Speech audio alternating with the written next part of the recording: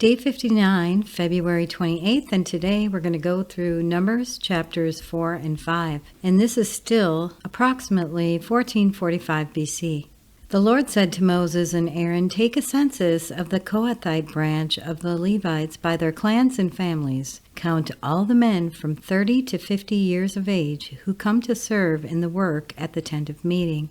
This is the work of the Kohathites at the tent of meeting, the care of the most holy things. When the camp is to move, Aaron and his sons are to go in and take down the shielding curtain and put it over the Ark of the Covenant law. Then they are to cover the curtain with a durable leather, spread cloth of solid blue over that, and put the poles in place. Over the table of presence they are to spread a blue cloth and put on it the plates, dishes, and bowls, and the jars for drink offerings. The bread that is continually there is to remain on it. They are to spread a scarlet cloth over them, cover that with the durable leather, and put the poles in place. They are to take a blue cloth and cover the lampstand that is for light together with its lamps, its wick trimmers and its trays, and all its jars for the olive oil used to supply it. Then they are to wrap it and all its accessories in a covering of the durable leather and put it on a carrying frame. Over the gold altar they are to spread a blue cloth and cover that with the durable leather and put the poles in place. They are to take all the articles used for ministering in the sanctuary, wrap them in a blue cloth, cover that with the durable leather, and put them on a carrying frame. They are to remove the ashes from the bronze altar and spread a purple cloth over it. Then they are to place on it all the utensils used for ministering at the altar, including the fire pans, the meat forks, shovels, and sprinkling bowls. Over it they are to spread a covering of the durable leather and put the poles in place. After Aaron and his sons have finished covering the holy furnishings and all the holy articles, and when the camp is ready to move, only then are the Kohathites to come and do the carrying. But they must not touch the holy things, or they will die.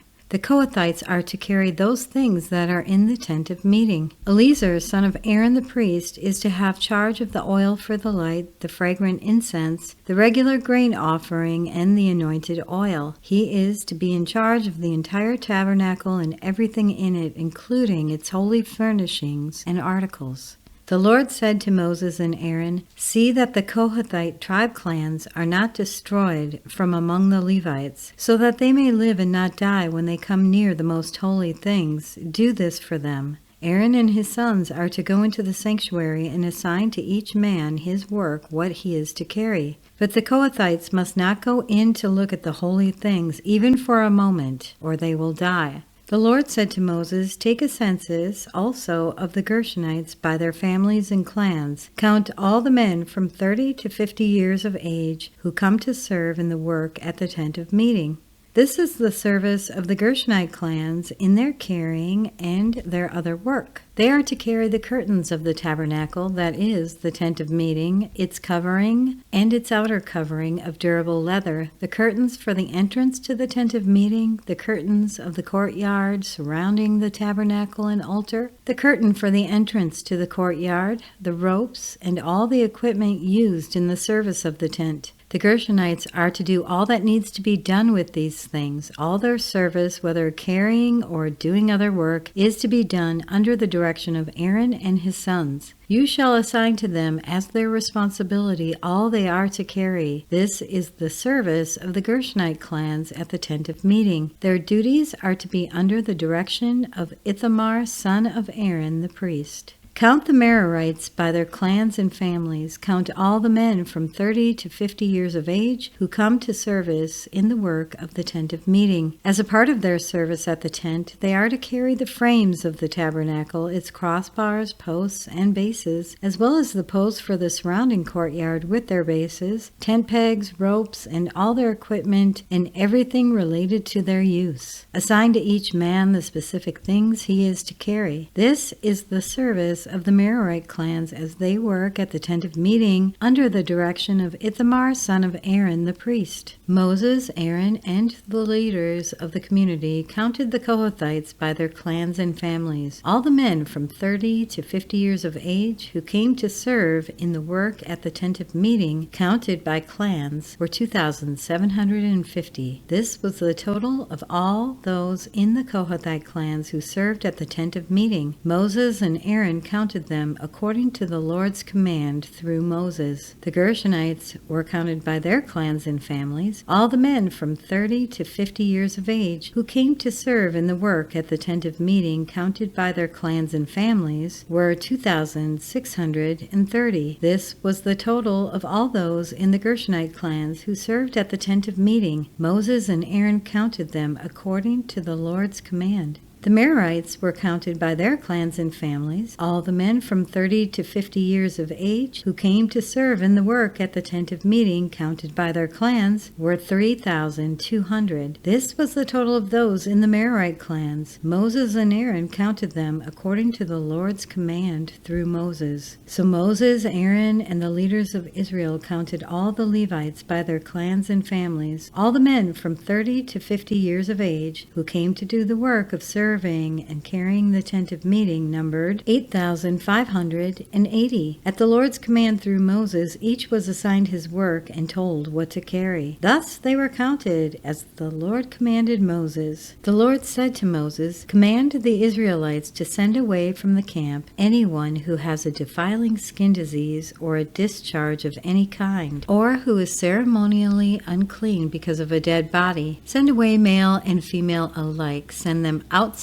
the camp, so they will not defile their camp where I dwell among them." The Israelites did so. They sent them outside the camp. They did just as the Lord had instructed Moses. The Lord said to Moses, "Say to the Israelites, any man or woman who wrongs another in any way, and so is unfaithful to the Lord, is guilty and must confess the sin they have committed. They must make full restitution for the wrong that they have done, add a fifth of the value to it, and give it all to the person they have wronged. But if that person has no close relative to whom restitution can be made for the wrong, the restitution belongs to the Lord and must be given to the priest, along with the ram with which atonement is made for the wrongdoing. All of the sacred contributions the Israelites bring to a priest will belong to him. Sacred things belong to their owners, but what they give to the priest will belong to the priest." Then the Lord said to Moses, "Speak to the Israelites and say to them, if a man's wife goes astray and is unfaithful to him, so that another man has sexual relations with her, and this is hidden from her husband, and her impurity is undetected, since there is no witness against her and she has not been caught in the act, and if feelings of jealousy come over her husband and he suspects his wife and she is impure, or if he is jealous and suspects her even though she is not impure, then he is to take his wife to the priest. He must also take an offering of 1/10 of an ephah of barley flour on her behalf. He must not pour olive oil on it or put incense on it, because it is a grain offering for jealousy, a reminder offering to draw attention to wrongdoing. The priest shall bring her and have her stand before the Lord. Then he shall take some holy water in a clay jar and put some dust from the tabernacle floor into the water. After the priest has had the woman stand before the Lord, he shall loosen her hair and place her hands in the remainder offering, the grain offering for jealousy, while he himself holds the bitter water that brings a curse. Then the priest shall put the woman under an oath and say to her, if no other man has had sexual relations with you, and you have not gone astray and become impure while married to your husband, may this bitter water that brings a curse not harm you. But if you have gone astray while married to your husband, and you have made yourself impure by having sexual relations with a man other than your husband, here the priest is to put the woman under this curse. May the Lord cause you to become a curse among your people when he makes your womb miscarry and your abdomen swell. May this water that brings a curse enter your body so that your abdomen swells or your womb miscarries. Then the woman is to say, Amen, so be it. The priest is to write these curses on a scroll and then wash them off into the bitter water. He shall make the woman drink the bitter water that brings a curse, and this water that brings a curse and causes bitter suffering will enter her. The priest is to take from her hands the grain offering for jealousy, wave it before the Lord, and bring it to the altar. The priest is then to take a handful of the grain offering as a memorial, offering and burning it on the altar. After that, he is to have the woman drink the water. If she has made herself impure and been unfaithful to her husband, this will be the result. When she is made to drink the water that brings a curse and causes bitter suffering, it will enter her. Her abdomen will swell, and her womb will miscarry, and she will become a curse. If, however, the woman has not made herself impure, but is clean, she will be cleared of guilt and will be able to have children. This, then, is the law of jealousy when a woman goes astray and makes herself impure while married to her husband, or when feelings of jealousy come over a man because he suspects his wife.